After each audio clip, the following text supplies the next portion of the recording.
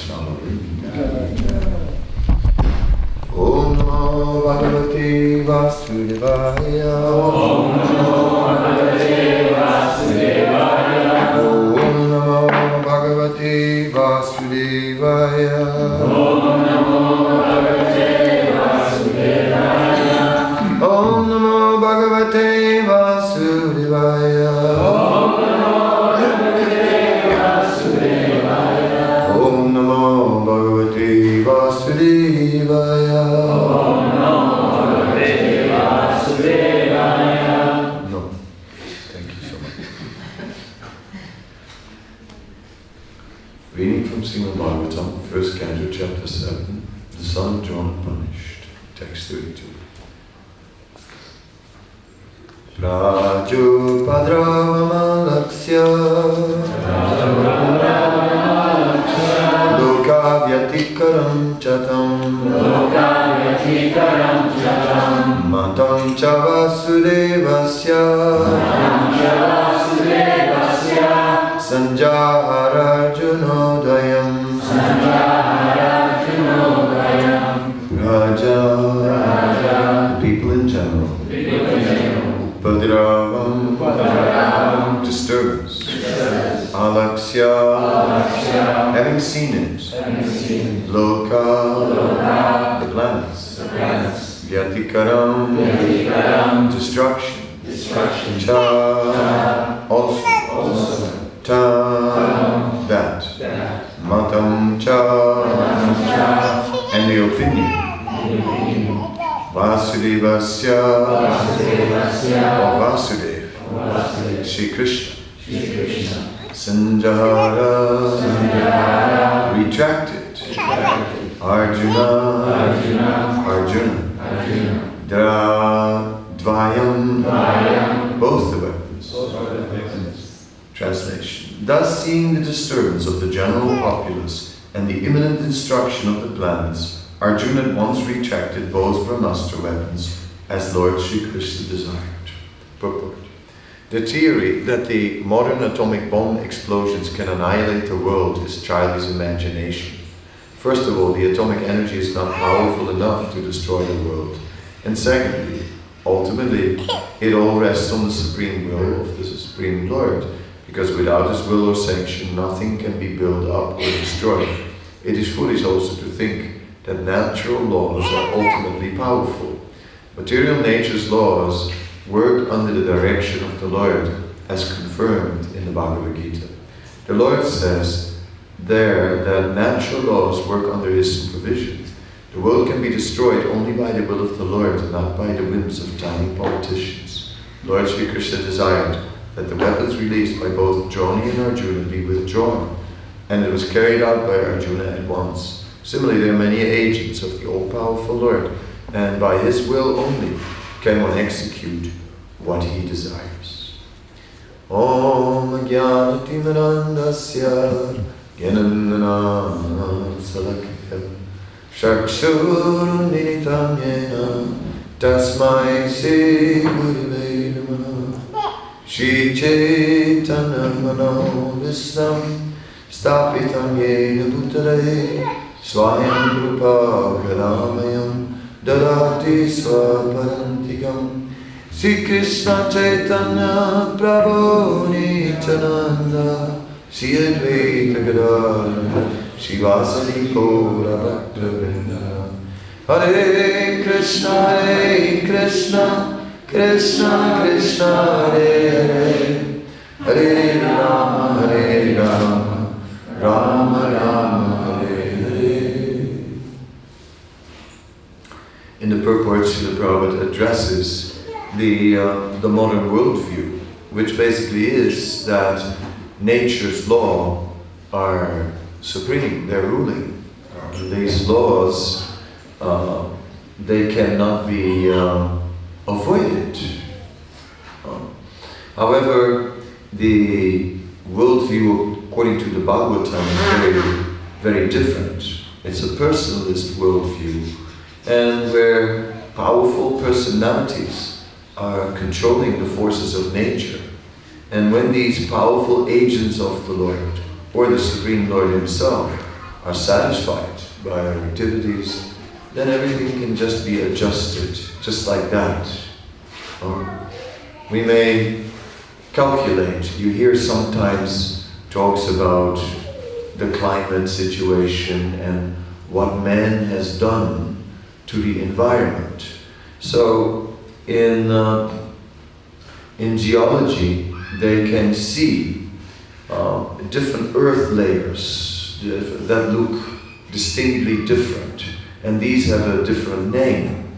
Like, for example, Pleistocene is a particular period where the earth layers are determined according to these characteristics. So it's at the moment there is what they call the Anthropocene. The Anthropocene is whatever man has done to the planet will be visible, and you can see it like it's in the future. They'll see it as a particular era where it began and where it ended. All right, that's how they've defined it. But in other words, it looks like nature is very predictable according to the laws of nature and so on, and one can actually figure it out. But that is not the full picture. It is simply that the devatas are not interfering with the material laws of nature. It is simply the Supreme Lord is sitting back because no one is attracting him.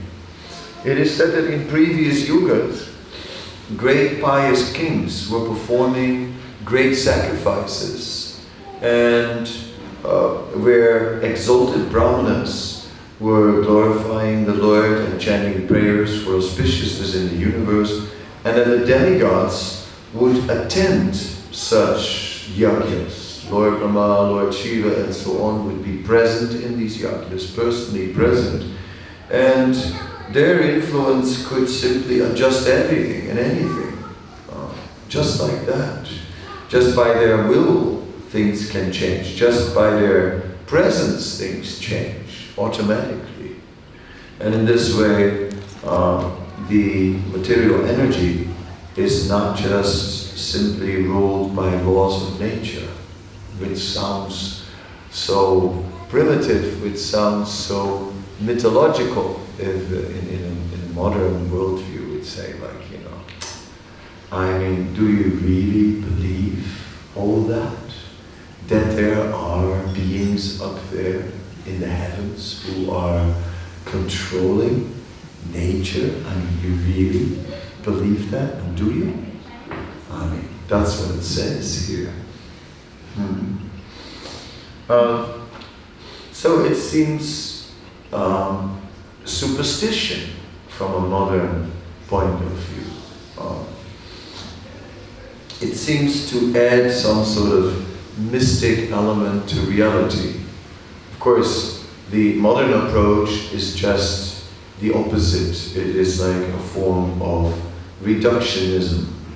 Because basically, what we cannot prove through our measurements, through our machines, basically extensions of our senses. So what we cannot prove through what we perceive through the senses, that we don't accept as reality. Now that is obviously also not realistic. There obviously are things that we may not be able to perceive, things we cannot hear, things we cannot see. Last night I half stepped on a frog. I just didn't see it. Just a simple frog.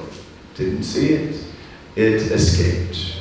I felt this thing slipping from under my shoe. And frogs are tough, actually, I realized. Tougher than you think they are. Tough frogs.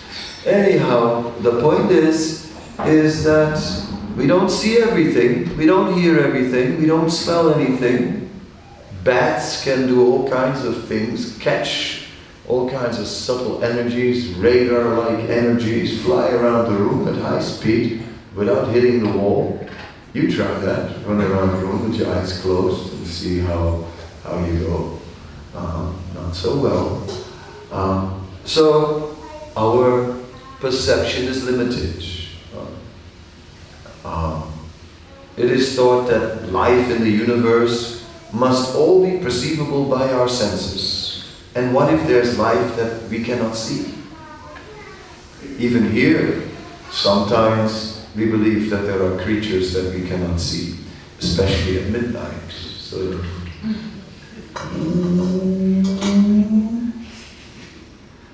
what is it? It's a kookaburra. Sure. Definitely. Must be. What else could it be?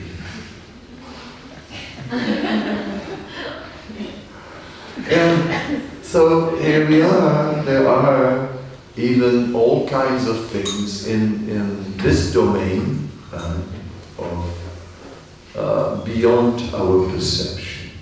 So it is a bit, so the modern approach that what we cannot prove does not exist is a bit extreme.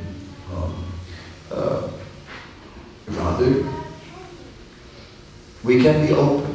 We can be open to all these possibilities, and that there is a Supreme Lord, and that there are His agents everywhere who are superior to human beings in their power, in their ability to control, in their ability to perceive, and in the way they work. I like to use the example of ants, and that for ants, clearly sugar is a big thing. I have read somewhere that they make alcohol of it. Yeah, that's interesting. Anyway, into sugar, maybe into alcohol as well. So if you're into alcohol, then you know what you could become. And you can see they are very eager, very for sugar. Now, for a human being, even for a child, it's very easy to create a rain of sugar. In fact, children are very good at this sort of thing. Take a sugar pot and hold it upside down. And for the ants, it's a miracle. It's inconceivable. For the ants, it is like, it's raining sugar from the sky. You can imagine, and a kid can do it. And if we get serious about it and we regularly start raining down sugar upon the ants, would you be surprised if you wind up on the altar of the ants, and that they will have the sugar pot? Oh yes, it's you. Something is raining from your hands. You just buy the pack at the supermarket, but they don't know anything about supermarkets or about all these things. So that example sort of illustrates our relationship with superior living beings in the universe. They're working in ways that are inconceivable to us. Their greatness is beyond our capacity to perceive and to understand.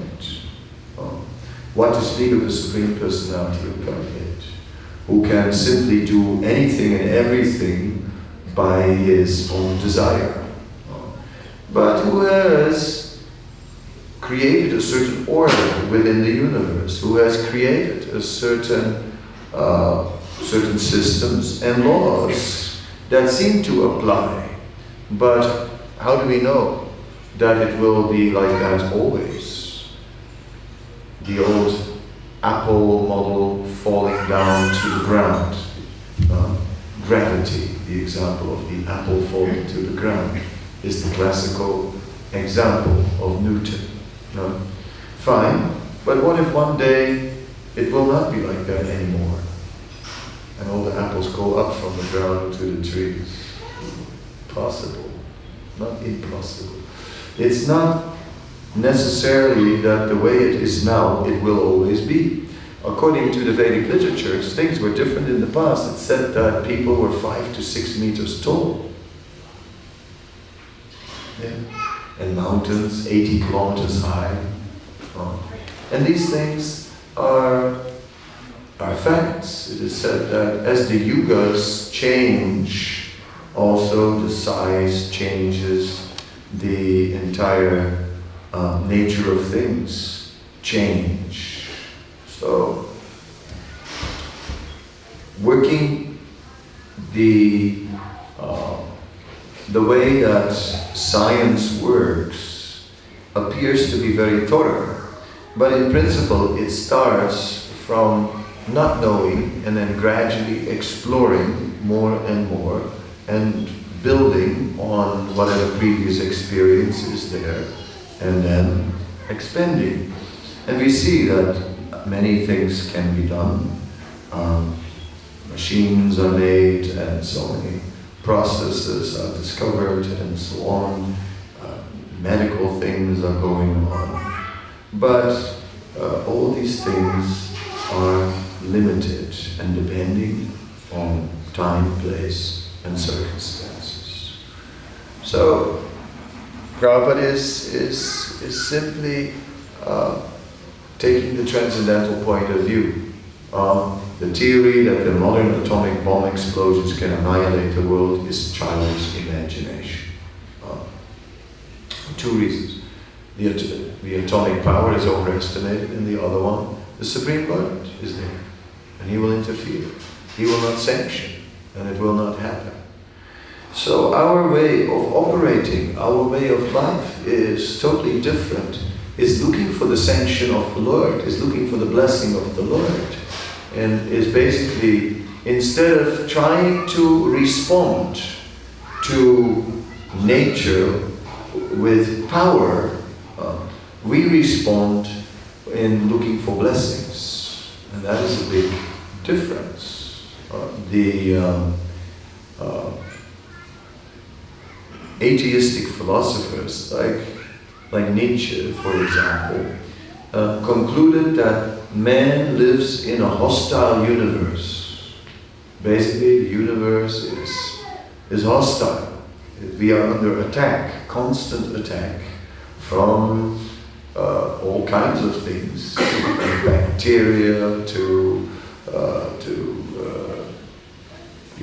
the rays of the sun, to the meteorites, to all kinds of forces under attack, even wind, even whatever, constantly.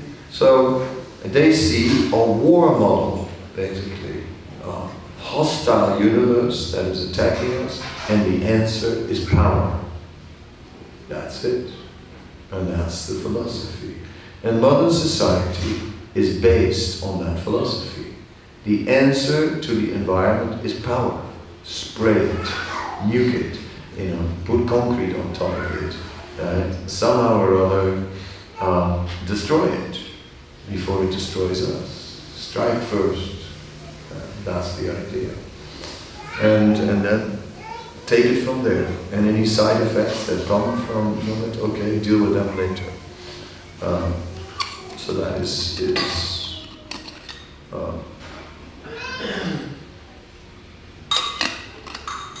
as we all experience, a very incomplete way of dealing with the world. We all get, you take the pill, it cures the disease, and the pill half kills you. Some years ago, I got shingles, this nasty, stinging rash. Right? So you're supposed to take this medicine. So I took this medicine within 48 hours, and I read the leaflet that came with it. It says this medicine can cause hallucinations.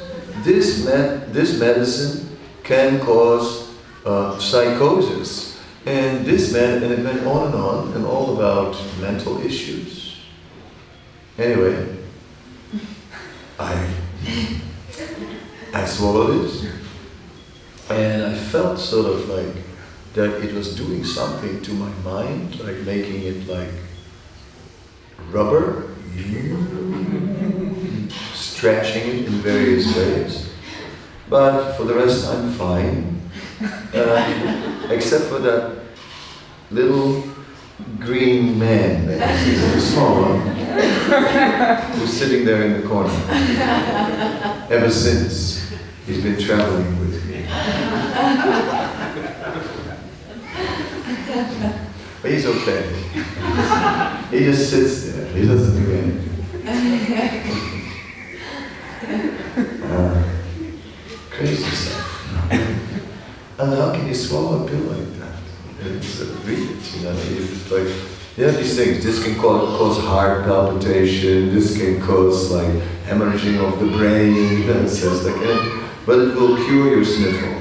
Are you sure? Sure you want to try this? So it's totally insane. I mean, really. I mean, what are they doing? What are they trying to do?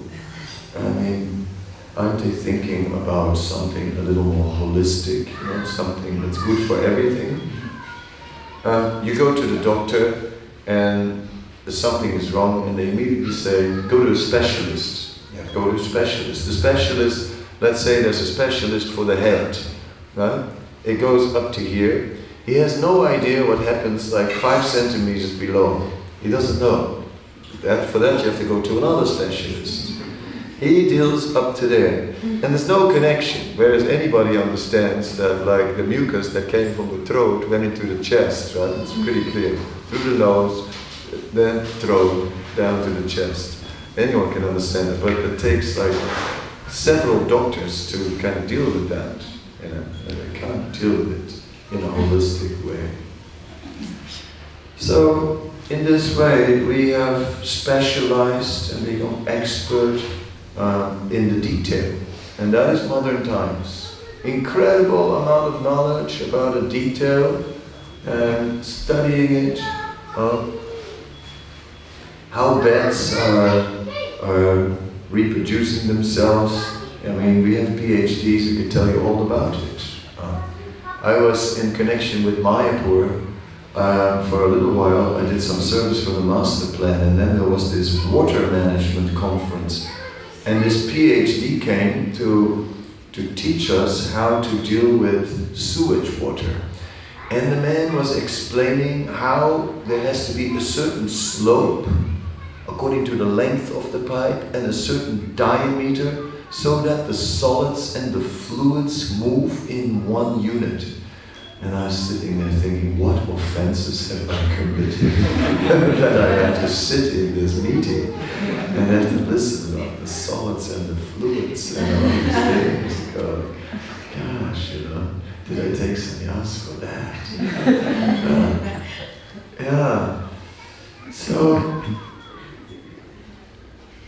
we make, instead of adjusting to nature, instead of seeing Krishna behind nature, instead of being close to nature, instead of being harmonious with nature as much as we can, we're trying to change nature and make it behave according to our desires. That is atheism. That is the result. So that will only cause disturbance. But if we rely on Krishna, and if we rely first of all on nature as Krishna's arranged it, and then secondly, that nature will change according to how we worship the Supreme Lord, then we're in line with the Bhagavad Gita. Anyat bhavanti parjanyo.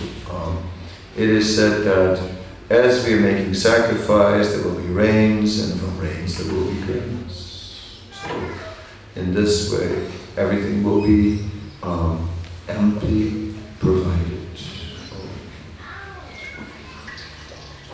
Yeah. So society should not be so much living in fear.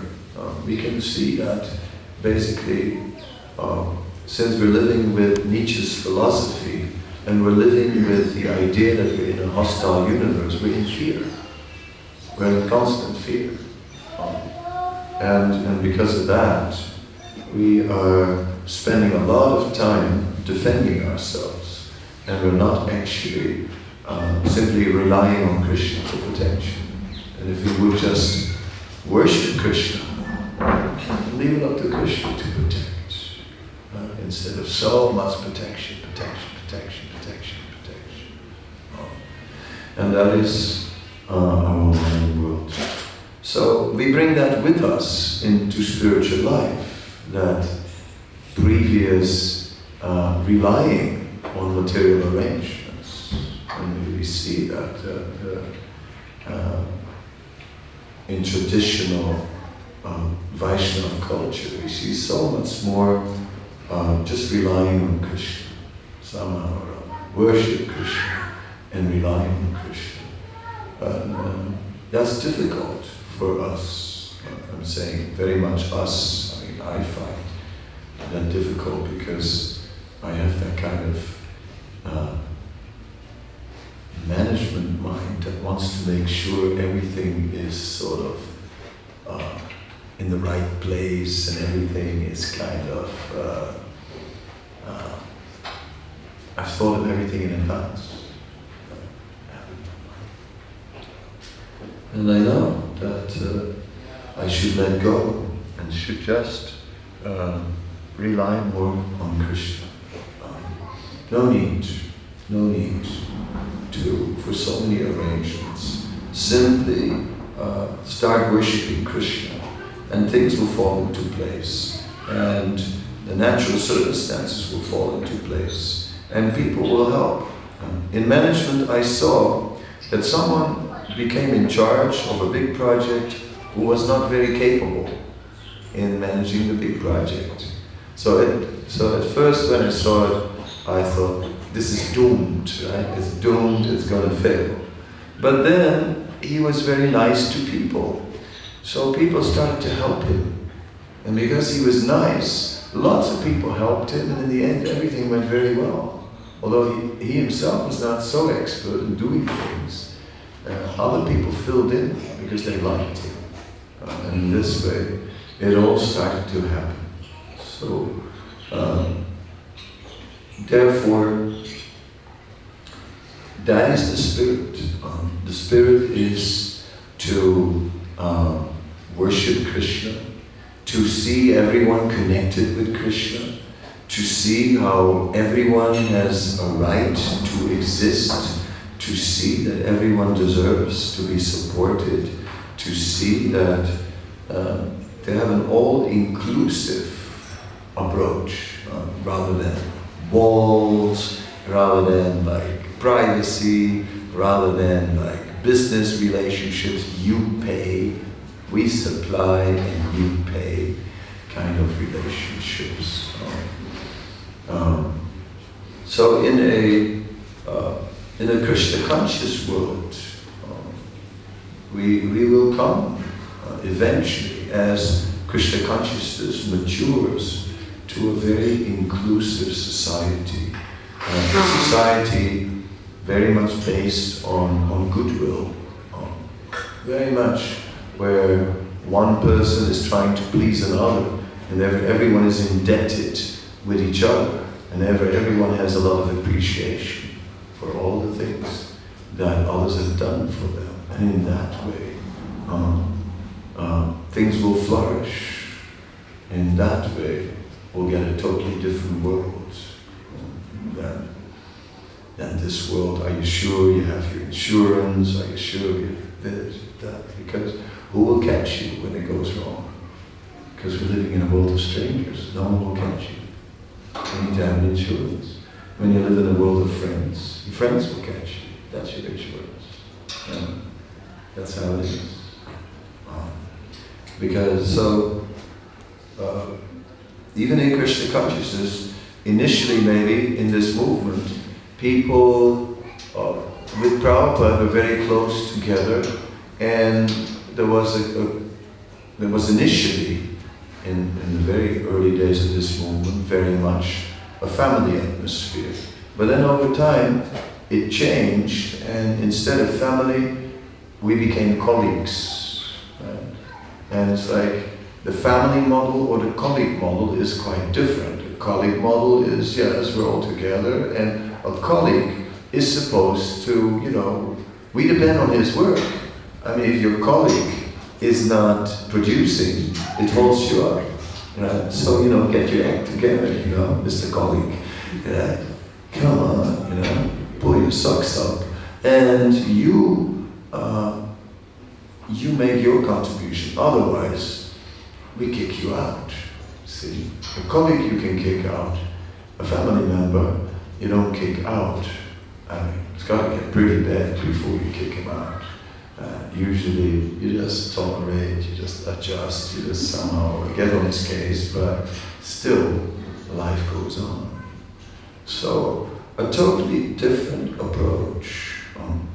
So, socially, our exalted philosophy may not filter down so much.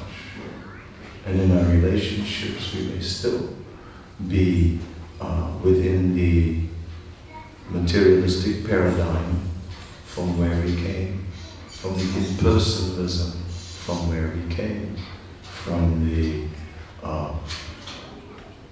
excessive dependence on material arrangements from where we came, instead of relying on Krishna and really putting our energy there. Okay, I'll stop.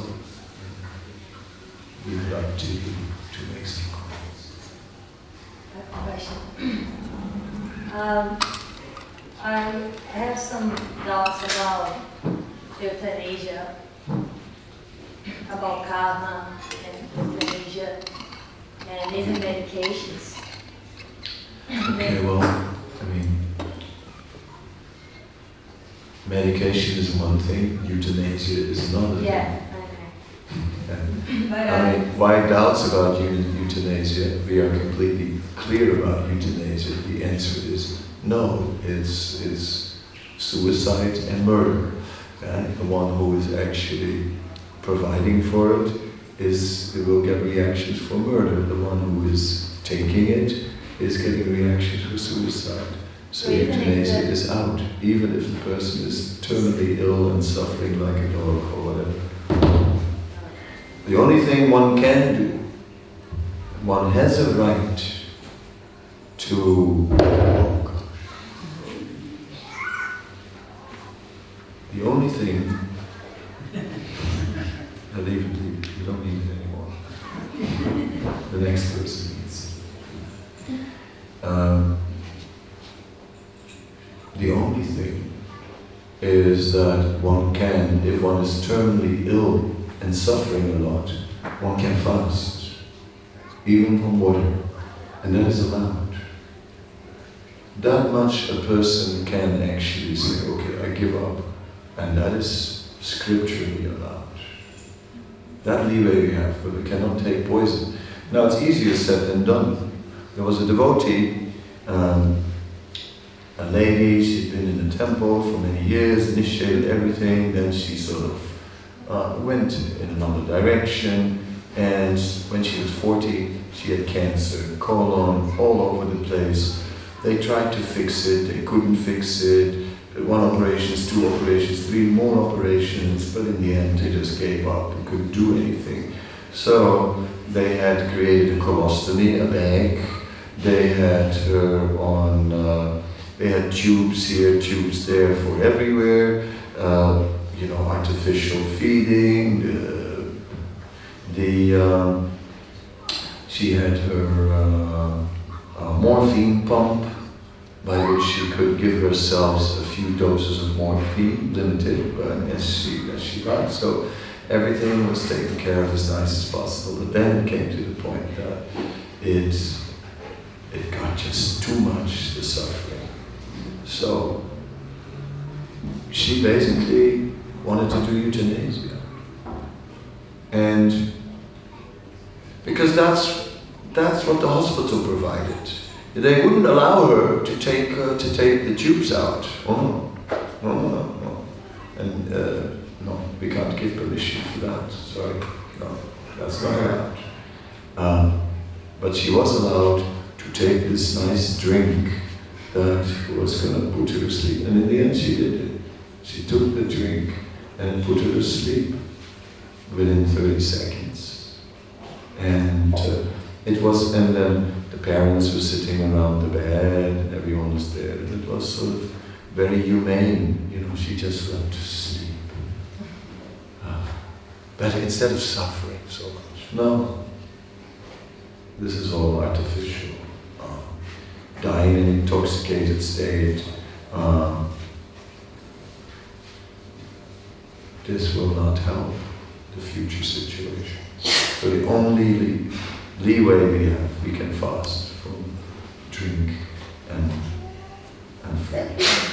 I heard that even morphine and other types of medicine, from headache pills and morphine, that I heard devotees saying that when you take these things, you're actually stopping the karma. You also stopping nature. But Srila Prabhupada was not so fanatic about these things. Srila Prabhupada did allow the use of such medication. So therefore we don't worry about it.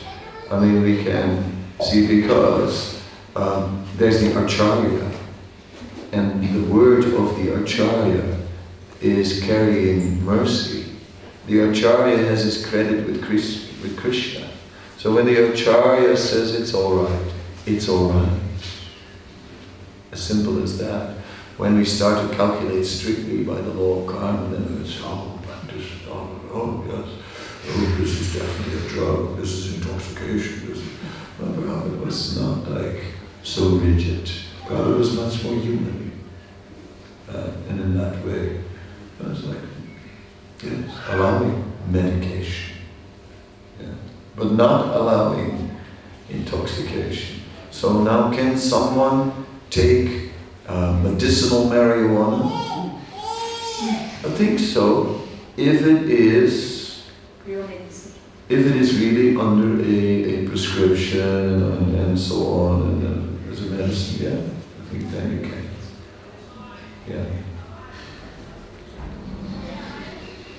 But not smoke dope and say, I'm doing it for medical purposes.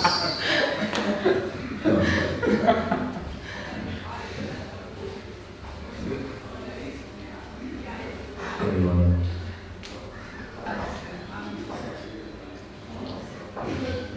The microphone should, or whoever takes the mic, yes, please get it. Thank you, Rama. My question is, can we do worship on behalf of someone else? Yeah, we can pray to Krishna that our credits may attract his mercy. Just like Prabhupada is worshipping Krishna on behalf of the whole universe. He's praying, he's doing service, then he prays to Krishna, please shower mercy upon all these people. So in the same way, we don't have as much credit as Prabhupada, we have little credit with Krishna. But on the strength of our little credit, of the little service we've done, we can pray, please Krishna, bestow the blessings upon this person. And that's how it works. I mean, like, you do the deep dawn, that kind I know what you mean. You know, and today we are offering this arti in the name of my belated father. All this stuff, I know what you're talking about. Yeah, so, yes, if you have credit with Krishna, you can do that. So if the pujari has credit with Krishna, then he can use his credit. Yeah? So you may not have credit, but you go to some great pujari, and then he'll pray to Krishna on your behalf. That was the idea. So that's how it works. Of course, a great pure devotee, he has real credit with Krishna. So, you know, so the best thing is rather than just doing a little puja, you give something that to the mission of the pure devotee. If you give something to Prabhupada's mission, then you get more blessings. See, say you sponsor so many Srimad-bhagavatams that can be distributed, you know, for half price or whatever. Now you are doing something much greater than just get some pujari to offer the arti, because you're directly assisting the pure devotee in his mission. So we want blessings. How to get the most blessings? This is the pure devotion. Yeah, if the microphone goes there,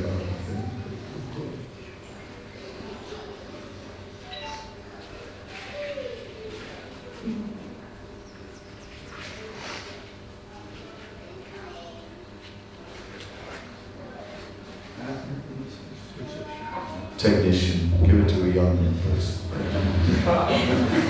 Maharaj, you mentioned that we should leave it up to Krishna in all things, like just trust in Krishna and he'll make an arrangement, which makes sense. But where is the limit? Where there is certain level of intelligence required and Very simple. It's the spiritual master who determines where's the limit. I mean, it's really, we are not independent. If we would be independent, we could never figure it out how much to depend on Krishna, how much to depend on our intelligence. But it's the spiritual master who sort of sets the vision. He kind of sets the general direction, and then he leaves it up to us to sort of decide. But we must live in close connection with our spiritual master and his guidance. Then we are very clear where the border lines are. Otherwise we will never know. Guru Sabha Shastra.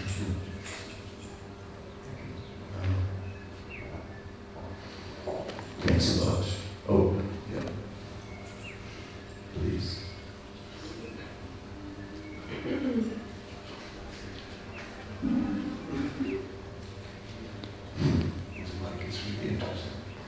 Hare Krishna Maharaj.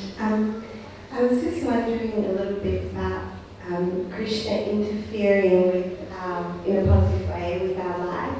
I was wondering, because when someone becomes a pure devotee, like I've read that, then Krishna directly, interferes with life, maybe I'm incorrect, but at what point is he, if you're still very much bound up in the material energy and very kind of being swept away, is Krishna, are you still part of Krishna's plan, or is this more a karmic way, or if you're chanting, is Krishna actually, is he actually present, or is he kind of overlooking and waiting until, waiting until she gets it worked out?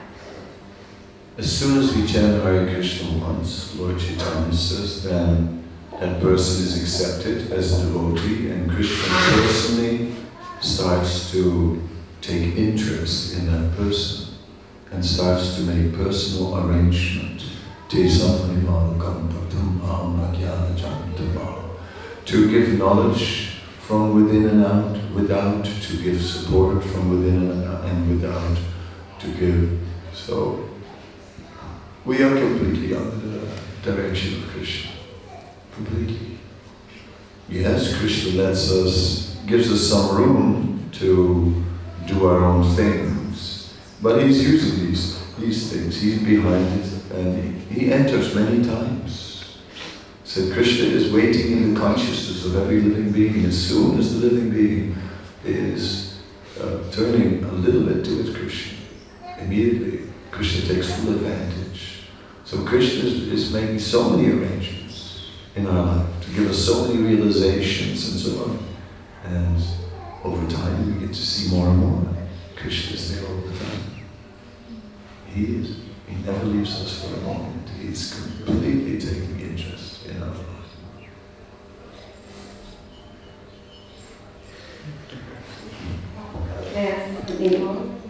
I guess so. So if hypothetically something extremely bad happens, so Krishna is that a point where Krishna is responding to offensive consciousness, or is that more, or is it case by case? Or? That we can never understand, because we can't oversee. We can't oversee all the time that we spend in the material world, all the actions and the reactions that have piled up. So we don't know exactly what we're getting it for. But we know there is an ultimate cause and an immediate cause, remember? So we just see the ultimate cause, okay, there's Krishna, and he's all good, so whatever difficulty came to some previous karma, whether it is, I don't have to look for it, am I offensive in this life, or was it 7 lives back, or was it 99 lives back, or 99 million lives back? I mean, wherever it comes from, we just take it.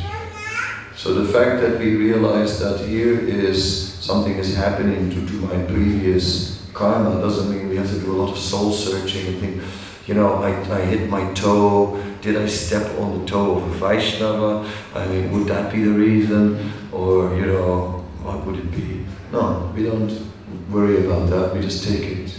Krishna, somehow or other, this purification is coming due to my previous activities, don't know which ones. Krishna allows it, I'm getting purified in this way. And I just accept it, that it's good. So it's not bad, I accept it as good. Even the bad thing is actually good.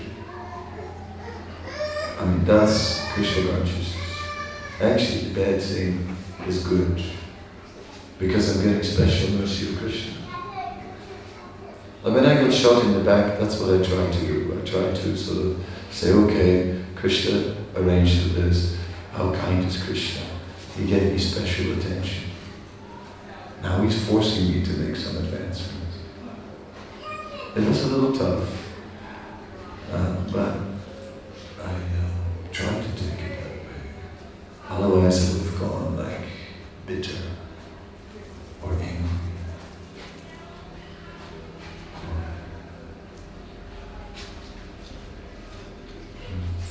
Maharaj, thank you so much for class. It reminded me of one time. Give me the mic, yeah. Because there seems to be someone on the radio. Oh yes, of course. Thank you, Maharaj, for class. It reminded me of that occurrence when Prabhupada got a paper cut, a little cut on his finger, and he said to his servant who was there, he said, oh, actually, my hand should have been cut off, but Krishna just minimized that. And in Bhagavad Gita, Prabhupada explains this wonderful purport. I forget which chapter it is now, that Prabhupada explains that the devotee, he when he suffers some, unfortunate situation, he's very grateful to Krishna because he understands Krishna's minimized what he actually deserves to have happen to him. And when he's in a comfortable situation where there's no reversals, then he's also very thankful to Krishna that now I have an opportunity that I can increase my service. Right. And then I'm thinking, like, when you have Prabhupada, he can maybe take it like that from the heart, Then if I look at myself, I can't always take it completely from the heart. Sometimes something happens that I really don't want, and then I'm like, and then I have to surrender, then I have to fight with myself to accept it in that way, to say, oh, this is the mercy of Krishna, and so on. So sometimes it's a bit of a fight for us, but that's where we grow, in that fight. That's where we act, and that's this movement. That's why it's not always easy to tolerate everything, but we try. And the philosophy does help, isn't it? Because Prabhupada was okay, he was there, right? Krishna sent me this, how merciful is Krishna. We may not always feel like that. So I've had a lot of reversals in my personal life, and a couple of years ago I had quite a serious reversal, and I noticed that instead of increasing my chanting, instead of coming to the temple more, I just sit under the duna for a couple of weeks, and it kind of, it really woke me up to exactly how deep is that sincerity, and that understanding that yes, we rely on Krishna rather than Shakti, Tikis confirming, rather than just giving into the mind and personal suffering. Can I just make an announcement? The November issue of the Conch is now in the little display rack outside the temple door on the right. Please take a look. She wants to. Just one quick story about Srila Prabhupada.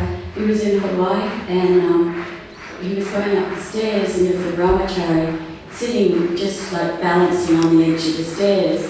And Prabhupada said, get down, good fall. And he, stupidly replied, right? Well, Krishna's taking care of it, Krishna will just take care of it. And Prabhupada just do not understand that Krishna has given me the intelligence not to sit there. It was just a little. Yeah. So intelligence must be used. Right. Okay, but we rely on Krishna. And maybe nowadays, so much intelligence and no relying on Krishna at all. Or no intelligence and not relying on Krishna. And then I don't know what's going to happen. Chaos. So, thank you very much. We're conscious, the newsletter. Thanks so much. So, to be continued, Sri Prabhupada ki jai.